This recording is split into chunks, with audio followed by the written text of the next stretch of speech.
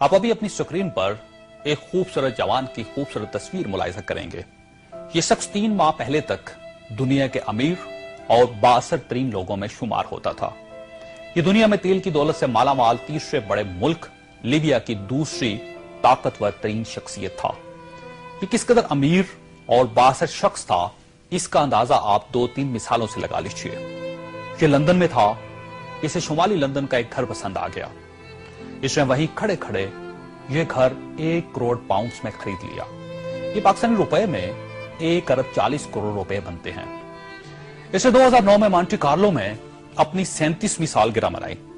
یہ دنیا کی مہنگی ترین سالگرہ تھی، جس میں روس کے المونیم ٹائکون اولیگ ٹیریپاسکا، سونے کی کانوں کے مالک پیٹر منک اور مناکو کے شہزادے البرٹ سمیت دنیا بھر کی مشہور شخصیات نے شرکت کی۔ یہ پینٹنگ خریدنے کا شوقین تھا۔ اس کے پاس اربوں ڈالر کے شاہپارے تھے اور یہ تمام شاہپارے اس کے محلات میں لگے تھے۔ اسے 2006 میں اسرائیلی اداکارہ اورلی وینسمین اچھی لگ گئی تو اس نے اس کے گرد دولت کے انبار لگا دیے۔ چنانچہ یہ اس کی گرل فرینڈ بن گئی اور یہ دنیا کی مہنگی ترین گرل فرینڈ تھی۔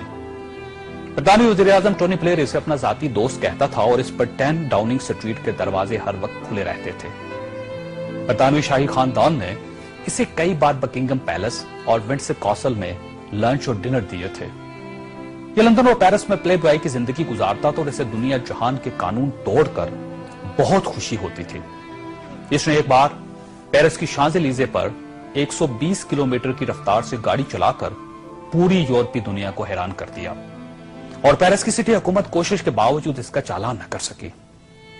یہ لیبیا کی انویسٹمنٹ اتھارٹی کا سربراہ بھی تھا اور یہ اتھارٹی دنیا کے کسی بھی ملک میں کسی بھی وقت 10 بلین ڈالر تک کی سرمایہ کاری کر سکتی تھی اور یہ ایک بہت بڑا استحقاق تھا۔ اس شخص کا نام ناظرین سیف الاسلام ہے اور یہ لیبیا کے سابق حکمران کرنل قذافی کا بیٹا ہے۔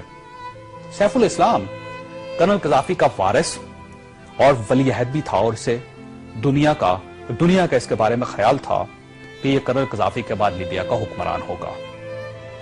یہ اس قدر بااثر تھا کہ کرنل قذافی کو نیوکلیر پروگرام ترک کرنے پر بھی اسی نے قائل کیا تھا۔ اس نے بلغاریہ کے اس میڈیکل گروپ کو چھڑوانے میں بھی بڑی مدد کی تھی جس پر بچوں کو ایڈز کے ٹیکے لگانے کا الزام تھا۔ بلر نائٹ کلب اور لاکروبی دھماکے کے متاثرین کو معاوضہ بھی اسی کے حکم سے جاری ہوا تھا۔ اب میں آپ کو اس کی تازہ ترین تصویریں دکھانا چاہتا ہوں۔ یہ سیف الاسلام 3 ماہ پہلے لیبیا کے چھوٹے سے قصبے اباری میں چھپ گیا۔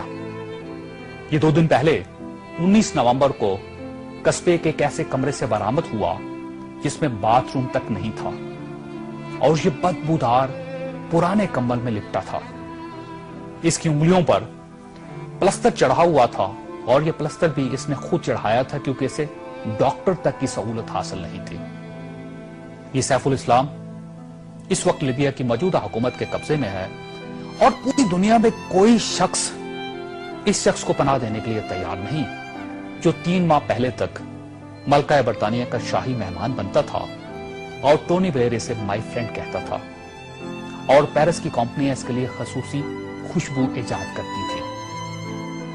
یہ ہے سوال اور یہ تصویر دنیا کے ان تمام حکمرانوں اور ان کے خاندانوں کے لیے عبرت کا سبق ہے جو اقتدار کو سب کچھ سمجھ لیتے ہیں اور جو اس زوم میں مبتلا ہو جاتے ہیں کہ ان کے اقتدار کا درخت ہمیشہ سبز رہے گا۔ یہ تصویر دنیا بھر کے حکمرانوں سے چیخ چیخ کر کہہ رہی ہے کہ جو حکمران عوام کا اعتماد کھو دیتے ہیں ان کا یہ انجام ہوتا ہے۔ انہیں بدبودار کمبل بھی پناہ نہیں دیتے۔